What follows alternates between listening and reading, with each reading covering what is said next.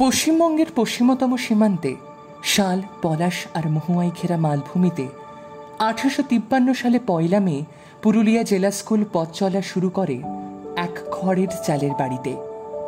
সূচনায় এই বিদ্যালয় Purulia high school নামে পরিচিত ছিল। ব্রিটিশ রাজত্বে মানভূম জেলায় তখন এই বিদ্যালয় ছিল একমাত্র সরকারি স্কুল। 1857 সালে কলকাতা বিশ্ববিদ্যালয় প্রতিষ্ঠিত হলে এই বিদ্যালয় বিশ্ববিদ্যালয়ের নিয়ন্ত্রণে আসে। পরবর্তীকালে এই বিদ্যালয়ের নিয়ন্ত্রণ হস্তান্তরিত হয়ে পাটনা বিশ্ববিদ্যালয় ও বিহার বোর্ডের অধীনে আসে। সবশেষে 1956 সালে 1 মে পুরুলিয়া জেলা বিহার থেকে বিচ্ছিন্ন হয়ে পশ্চিমবঙ্গের অন্তর্ভুক্ত হওয়ার পর এই বিদ্যালয়